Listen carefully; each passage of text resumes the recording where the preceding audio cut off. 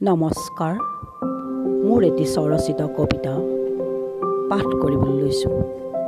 কবিতাৰ শিৰোনাম বিভোৰ ব্যাকুল মন মোৰ।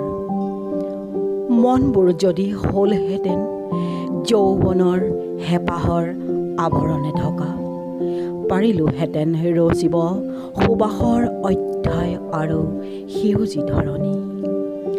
হৃদয়েৰে অঁকা হেঁপাহে খেদি ফুৰা মন মোৰ ব্যাকুল কৰা আশাৰ ধমনীত তুলিব আকাশ কঁপোৱা সূৰুজ উঠা যেন নতুন এটি পুৱা।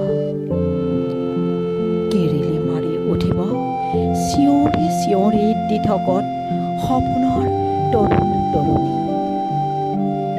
হাতত যে গামখাৰু দেখিবলৈ পাৰোঁ কেনে শুৱনি, ডিঙিত দুগদিগি মণি পিন্ধি শুৱনি কৰি মন মোৰ পুনৰ ব্যাকুল কৰি সেই মনৰ আশাৰ গোসানীজনী। ধন্যবাদ।